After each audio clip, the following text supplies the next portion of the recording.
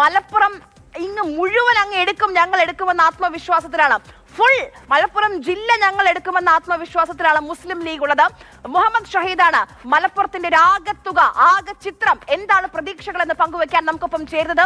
ഷഹീദ്, മലപ്പുറം ഇത്തവണ UDF അധികാരത്തിലേക്ക് വരികയാണെങ്കിൽ ഐക്യജനാധിപത്യ മുന്നണിയുടെ നട്ടെല്ലായി മാറാൻ പോകുന്ന ജില്ലയാണ്. അതിൽ 16 അവർ പ്രതീക്ഷിക്കുന്നുണ്ട്. 16-ൽ 16 കിട്ടുമോ?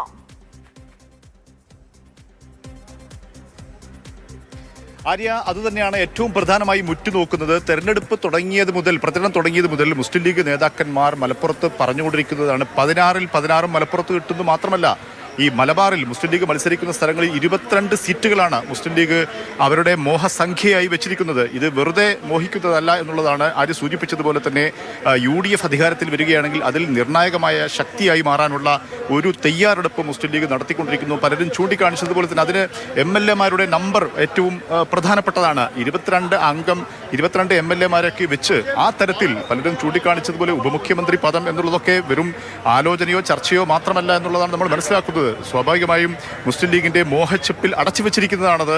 പ്രത്യേകിച്ചും PK കുഞ്ഞാലിക്കുട്ടി ആ തരത്തിലുള്ള അത്തരം ആവശ്യങ്ങളും ഒക്കെ മുന്നോട്ട് വെക്കണമെങ്കിൽ, അല്ലെങ്കിൽ അത്തരം ചില രാഹുൽ കെവിയോട് ചോദിക്കായിരുന്നു, കോഴിക്കോട് ഒരു പ്രവചനത്തിന് രാഹുൽ തയ്യാറുണ്ടോ എന്ന്. പാളിപ്പോകും എന്നുള്ള ആശങ്ക കൊണ്ട്, നാളെ ട്രോൾ ചെയ്യപ്പെട്ടും എന്ന ഒരു ആശങ്ക കൊണ്ട് രാഹുൽ അതിന് തയ്യാറായില്ല. പക്ഷേ നമ്മുടെ മലപ്പുറം റിപ്പോർട്ടർ അരുൺ അമൃതനാഥ് കഴിഞ്ഞ ദിവസം ഉറപ്പിച്ച് പറയുന്നുണ്ട്, കേരളത്തിൽ ഏറ്റവും വലിയ ഭൂരിപക്ഷം അത് മലപ്പുറം ജില്ലയിലായിരിക്കും, PK കുഞ്ഞാലിക്കുട്ടിക്കായിരിക്കും. 55,000+ ആണ് അരുണിന്റെ കാൽക്കുലേഷൻ. ഷഹീദ്,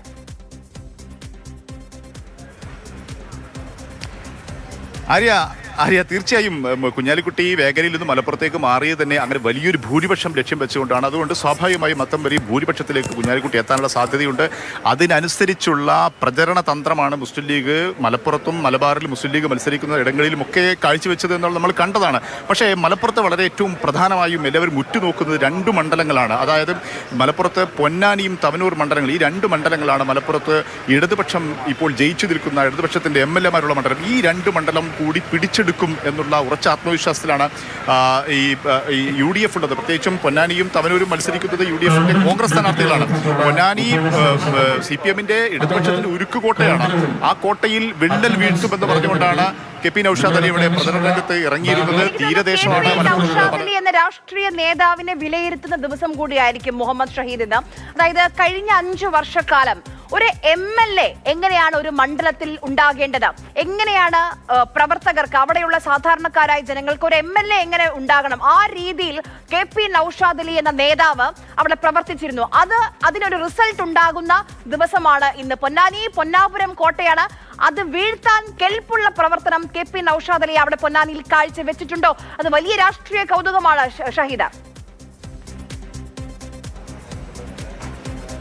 തീർച്ചയായും ആര്യ സൂചിപ്പിച്ചതുപോലെ തന്നെ കുറച്ച് കാലങ്ങളായി പൊന്നാനി കേന്ദ്രീകരിച്ച് ഏറ്റവും പ്രധാനമായും പൊന്നാനിയിലെ തീരപ്രദേശം ആണ് ഏകദേശം 9,000 വോട്ടിന്റെ ലീഡ് CPM-ന് ഇടതുപക്ഷത്തിന് എക്കാലവും കൊടുത്തിരിക്കുന്നതാണ് പൊന്നാനിയിലെ തീരപ്രദേശം.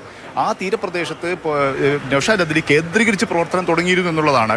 ഏകദേശം ഒരു 3 വർഷക്കാലം ഏറ്റവും ചുരുങ്ങിയത് പൊന്നാനിയിൽ അദ്ദേഹം ഒരു സംഘടന പുനരുജ്ജീവിപ്പിച്ച് അവിടെ സന്നദ്ധ സംഘടന സഹായവും അത്തരം പ്രവർത്തനങ്ങളും ഒക്കെയായി ജനങ്ങൾക്ക് മുമ്പിലുണ്ടായിരുന്നു. അത് കൃത്യമായ പദ്ധതിയോടുകൂടിയായിരുന്നു, കൃത്യമായ ലക്ഷ്യത്തോടു കൂടിയായിരുന്നു. ആ ലക്ഷ്യം അദ്ദേഹം സ്ഥാനാർത്ഥിത്വം നേടി.